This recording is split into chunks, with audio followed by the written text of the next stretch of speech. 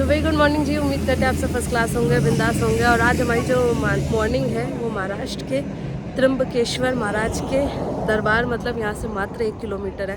पीछे हमारे देखिए आप क्या मस्त क्लाउड आ रखा है और मौसम बहुत प्यारा है। समय भी कुछ 6:30 हो रहा है और यहाँ से मंदिर जो है मात्र 1 किलोमीटर। फ़ोटो खिंचवा लें। सो यहाँ मंदिर जाने का जो रूल है वो ये है कि आपको साड़ी कैरी करनी है। कोशिश करिए या तो कॉटन या तो सिल्क, 2 साड़ियाँ, और ग्रीन और ब्लैक कलर्स बिल्कुल भी नहीं पहनने हैं। और कोशिश करिए जब भी आप मंदिर जाते हैं तो साड़ी ज़रूर कैरी करिएगा, क्योंकि अपने तीर्थ स्थानों पे साड़ी इज़ मैंडेटरी।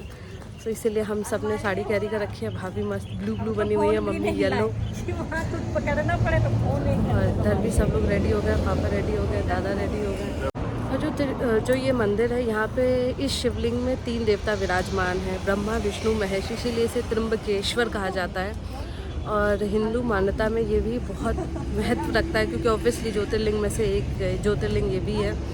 पहले यहाँ पे औरतें अलाउ नहीं थी, बट अभी औरतें भी अलाउ हैं।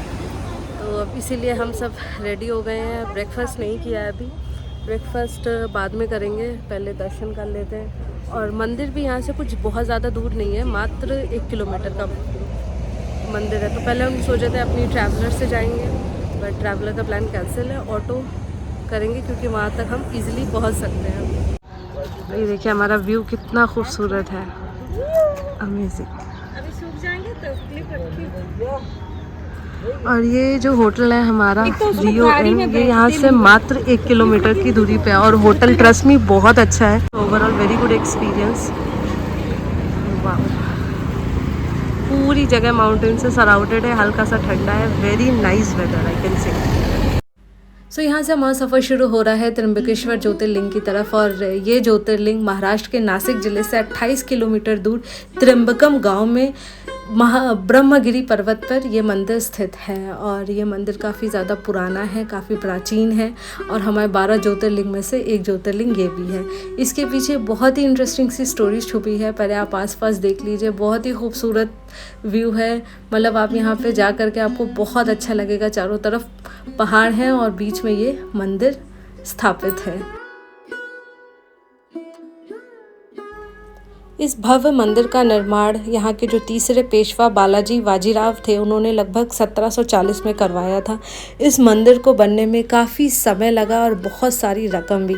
आप अगर चारों तरफ देखेंगे तो इसके चारों तरफ पहाड़ है और बीच में ये मंदिर स्थापित है। ये एक पुराने मंदिर के उपलक्ष्य में ये मंदिर बनाया गया था। और यहाँ पे जो ज्योतिर्लिंग है वो एक घड़े के आकार में 3 छोटी छोटी ज्योतिर्लिंग स्थापित हैं, जिन्हें कहा गया है ब्रह्मा विष्णु महेश। इसीलिए इसका नाम रखा गया है त्र्यंबकेश्वर ज्योतिर्लिंग।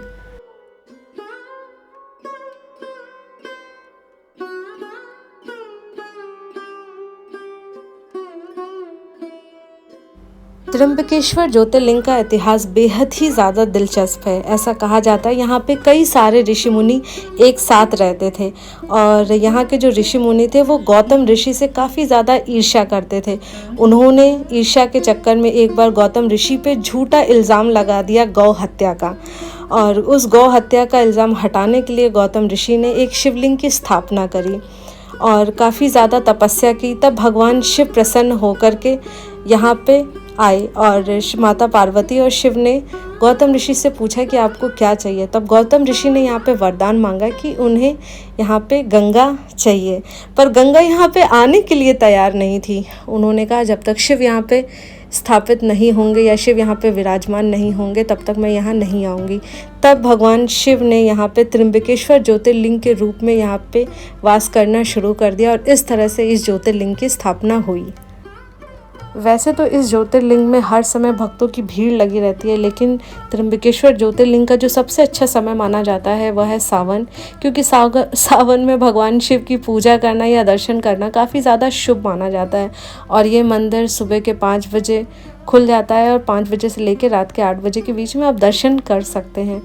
पर अगर आपको यहाँ के मुकुट दर्शन करने हैं तो वो शाम को होता है, स्पेशली सोमवार को 4 बजे से लेकर 5 बजे के बीच में।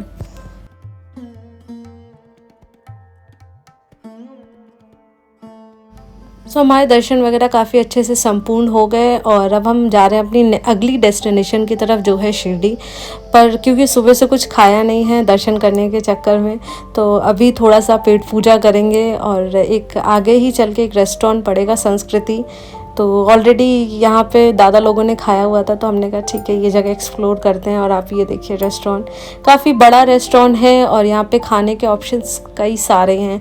मतलब आपको गुजराती, साउथ इंडियन, महाराष्ट्रियन और राजस्थानी हर तरह के फूड ऑप्शंस मिल जाएंगे।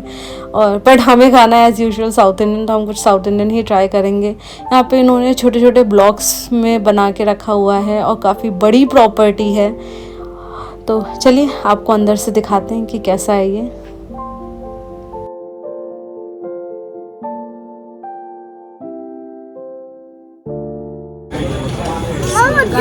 हम लोग आए हैं खाना खाने।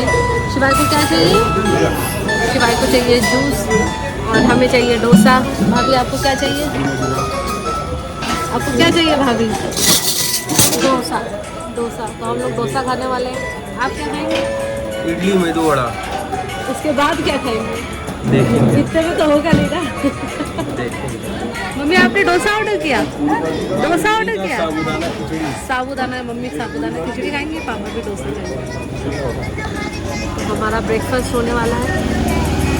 काफ़ी बड़ा रेस्टोरेंट है, यहाँ पे कई सारे छोटे छोटे सेक्शंस बनाए हुए हैं और लगभग सीजनल जूसेस वगैरह भी अवेलेबल है यहाँ पे। तो this is very good part. South Indian भी है और पूरी और नॉर्थ इंडियन सारे टाइप के खाने हैं इधर अवेलेबल है। गुजराती भी है इधर। ये आ गया हमारा डोसा मसाला डोसा। टेस्ट अच्छा है, मैंने ऑलरेडी टेस्ट करके देख लिया। साउथ में ये जो मसाला आलू है ये अंदर रखते हैं, बट इधर बाहर है। अभी डोसा उड़ाया जा रहा है। सो अब हमारा थोड़ी देर में आ जाएगा शिरडी। तो बहुत एक्साइटेड हूँ क्योंकि फ़र्स्ट टाइम शिरडी भी विज़िट करेंगे। अब पता नहीं कैसा होगा चल के देखते हैं। सो ये हमारा राज शिरडी और यहाँ पे कैमरा अलाउ नहीं था, काफ़ी लंबा क्राउड था, बट हमें दर्शन बहुत इजीली हो गए। ये पूरा कॉरिडोर बना हुआ है और बहुत अच्छे, बहुत बढ़िया दर्शन हुए। और कुछ रिकॉर्ड इसलिए नहीं कर पाए क्योंकि फ़ोन अलाउ नहीं था। तो हमारे शिरडी के दर्शन हो गए हैं और अब हम जा रहे हैं शनिदेव के मंदिर। तो यहाँ से शिरडी से शनिदेव का मंदिर है तो 2 घंटे का रास्ता है और उसे बोलते हैं शनि शिला। शायद हो सकता है मैं गलत अनाउंस कर रही हूँ। तो ये शनिदेव का काफ़ी भव्य और काफ़ी पुराना मंदिर है और काफ़ी प्रचलित है, फेमस भी है। तो क्योंकि रूट पे था तो हमने कहा था कवर करेंगे। सो वहाँ पे चल करके आपको दिखाते हैं कि कैसा है। महत्व बहुत ज़्यादा है तो क्योंकि मेरे पति 8 नंबर है, शनिदेव के बड़े पुजारी उन्हीं का नंबर है, तो हमने कहा वो ज़रूर, तो उस जगह को हम ज़रूर विज़िट करेंगे।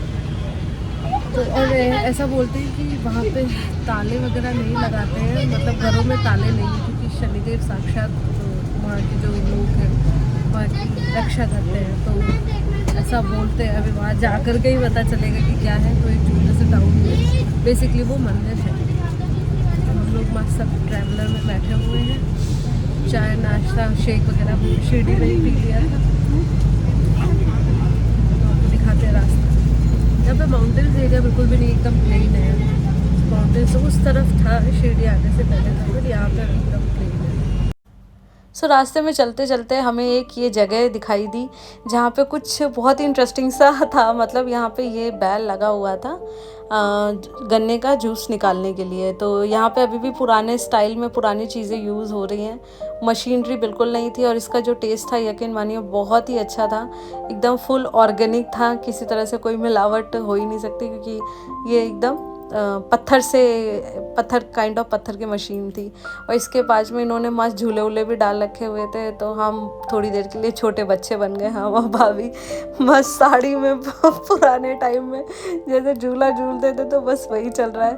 और शिवाय को भी चाहिए, तो यहाँ पे मम्मी पापा बैठे हुए हैं। और काफ़ी अच्छा पॉइंट था ये, एकदम बहुत अच्छे से गांव स्टाइल में डेकोरेट किया गया है। तो चलिए चलते हैं अब आगे। यहाँ से हमारा सफ़र शुरू होता है शनिदेव के लिए। शनिदेव का काफ़ी भव्य और काफ़ी पुराना मंदिर बना हुआ है। तो चलिए आपको थोड़ा सा इसके बारे में बताते हैं। शनि शिंगणापुर मंदिर में कोई पुजारी नहीं है। यहाँ पर वृक्ष तो हैं लेकिन छाया नहीं है। यहाँ पे घर हैं पर उनमें दरवाजे नहीं हैं। यहाँ पे कोई चोरी होती नहीं। अगर किसी ने कोई सामान चुरा भी लिया तो वो गांव की सीमा पार नहीं कर पाता है और उसे जीवन में शनिदेव का प्रकोप झेलना पड़ता है। उसका जीवन जो है वो नर्क से भी बदतर बन जाता है। यहाँ पे लोग बेझिझक अपना सोना चांदी खुले में रखते हैं और यहाँ पे साक्षात शनिदेव लोगों का रक्षा करते हैं। तो बहुत ही दिलचस्प स्टोरी भी है, चलिए आपको आगे बताते हैं। धार्मिक कथाओं के अनुसार शिंगणापुर गांव पूरी तरह से बाढ़ में डूब रहा था। तब लोगों ने एक काला पत्थर तैरते हुए देखा और जब पानी कम हुआ तो वो पत्थर जाकर के एक पेड़ में टिक गया। एक चरवाहे ने वो पत्थर देखा और उसे नीचे उतारा, उसे तोड़ने की कोशिश करी। जब उस पत्थर को तोड़ा तो उसमें से खून निकलने लगा और वो चरवाहा डर गया। तब साक्षात शनिदेव उसके सपने में आए और उस पत्थर को स्थापित करने को कहा और उन्होंने कहा कि यहाँ पे किसी तरह की छत्र या गर्भगृह बनाने की ज़रूरत नहीं है। इसी तरह से ये मंदिर ये जो शिला है वो खुले में रखी हुई है। तो काफ़ी इंटरेस्टिंग सी स्टोरी थी इसके पीछे। हमारे दर्शन बहुत अच्छे हुए और ऐसी मान्यता है कि पहले यहाँ पे मतलब ये कपड़ों में आएंगे तब आप शनिदेव को तेल चढ़ाएंगे। और हमारे साथ ऐसा हुआ है कि हम जैसे ही वहाँ पे पहुँचे काफ़ी तेज़ बारिश हो गई, हम पूरी तरीके से भीग गए, फुल भीगे हुए हैं। तो दर्शन बहुत बढ़िया रहे, बहुत अच्छे से सारी चीज़ें दर्शन का मजा ही कुछ हो। यस तो अभी बस हम लोग जाएंगे अपनी बस की तरफ।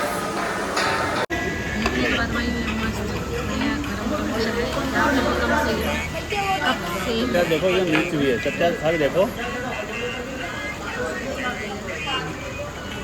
एंजॉय करते हैं अपने शाम का नाश्ता। सो हम आ गए हैं औरंगाबाद और हम स्टे करने वाले हैं। हाँ बारिश हो रही है। गृहरेश्वर हम स्टे करें कृष्णेश्वर टेम्पल। कृष्णेश्वर महादेव की हम आराधना करने आए हैं। ये एक ज्योतिर्लिंग है महाराष्ट्र का, हम लोग वहाँ आएंगे। ये एलोरा एंड अजंता एंड एलोरा केव से करीब 1 किलोमीटर पे, तो मोस्टली हम लोग वहाँ भी जाएंगे। लेट्स सी, मुझे कोई इंटरेस्ट नहीं है लेकिन और सब बाकी लोग जाएंगे। नहीं, हम वहाँ जाएंगे क्योंकि वो वर्ल्ड हेरिटेज साइट है और ऐसी जगह पे आए हैं, बार बार आना होता नहीं है, तो इस जगह को ज़रूर एक्सप्लोर करना चाहिए। और जो हमारा स्टे है ना, आप पीछे देख सकते हो, फुल वुडन हाउसेस बने हुए हैं, जो कि मुझे सबसे बेस्ट लग रहा है। मतलब वही है कि हमें सुबह बहुत जल्दी उठना रहता है, बट यहाँ पे बैठ के मेडिटेशन करेंगे ना तो मज़ा आ जाएगा, है ना? क्या कहते हो? अगर सुबह उठ गए तो कर लेंगे। सुबह उठ तो जाते हैं, बट इशू क्या है कि हमें ना 6 साढ़े 6 बजे तक मंदिर पहुँचना होता है। तो उठ तो हम 5 बजे जा रहे हैं, बट क्योंकि मंदिर के दर्शन करने और लाइन बहुत लंबी होती है, इसलिए हमें समय नहीं मिल पा रहा है। तो ट्रिप्स पे हमारा हमेशा का एक ही चीज़ रहता है कि ट्रिप पे हम रेस्ट नहीं करते हैं। ट्रिप पे हम जितना हो सके एक्सप्लोर करते हैं। मुझे लगता है एक्सप्लोर करना भी चाहिए। रेस्ट तो आप अपने घर पे भी कर लेंगे, बट अगर आप इतनी दूर आए हैं और आपने चीज़ एक्सप्लोर नहीं करी तो आपका ट्रिप करने का कोई मतलब नहीं है। और रेस्ट करने से क्या होगा कि आप बहुत ज़्यादा चीज़ें एक्सप्लोर नहीं कर पाओगे। तो हम क्या करते हैं, मस्त 9-10 बजे सो जाते हैं, सुबह चटाक से 5 बजे उठ जाते हैं और फिर निकल जाते हैं। तो हमारी ज़्यादातर ट्रिप्स ऐसी रहती हैं और बहुत मज़ा आ रहा है। जब से यहाँ आए हैं खूब बारिश हो रही है ना शिवाय? बारिश हो रही है? हाँ। कितनी बारिश हुई? आज तुम भीग भी गए शिवाय, बताया नहीं तुमने? आज रेन में भीगे नहीं तुम वहाँ टेम्पल में? हाँ। तो जो यहाँ का शनिदेव का मंदिर था, वहाँ पे इतनी तेज बारिश थी कि मतलब आप सोच नहीं सकते। हम लोग पूरी तरह से भीग गए। मतलब यहाँ से कुछ 2 घंटे का रास्ता है और वो बहुत शुभ माना जाता है। ऐसा कहा जाता है कि आप गीले वस्त्र में ही आकर के भगवान को जो है तेल चढ़ाइए। बट ऐसा कोइंसिडेंस हुआ कि जब हम वहाँ पे पहुँचे तो बहुत तेज़ बारिश आ गई और हम लोग कम्प्लीटली भीग गए थे ना, बहुत। तो मतलब हाँ, कम्प्लीटली ड्रेंच्ड। यस। तो बहुत मज़ा आया। मतलब हमारी फुल धार्मिक ट्रिप चल रही है और मुझे ऐसा लगता है कि शायद हर हिंदू वासियों को ऐसी जगहों को ज़रूर एक्सप्लोर करना चाहिए। मतलब लाइफ में आप कुछ करें ना करें, बट अपने जो 12 ज्योतिर्लिंग है ना, इनको ज़रूर कवर करिए। आपके जितने भी शक्तिपीठ हैं, 52 है, कितने हैं? ऐसी कुछ नंबर्स एग्जैक्ट मुझे नहीं याद है। तो आपने वो शक्तिपीठ कवर करी है और बहुत सी अच्छी अच्छी चीज़ें हैं एज़ पर हिंदू शास्त्र, तो वो सारी चीज़ें एक्सप्लोर ज़रूर करनी चाहिए। तो हमारे लगभग 5 ज्योतिर्लिंग कवर हो जाएंगे, इनके 6, बट इनका एक माना नहीं जाएगा क्योंकि ये बिना मेरे गए थे। तो बस सब शिवाय हमारे थोड़ा सा फ्रेशन अप हो जाए, उसके बाद हम जाते हैं बढ़िया सा खाना खाते हैं और सो जाएंगे।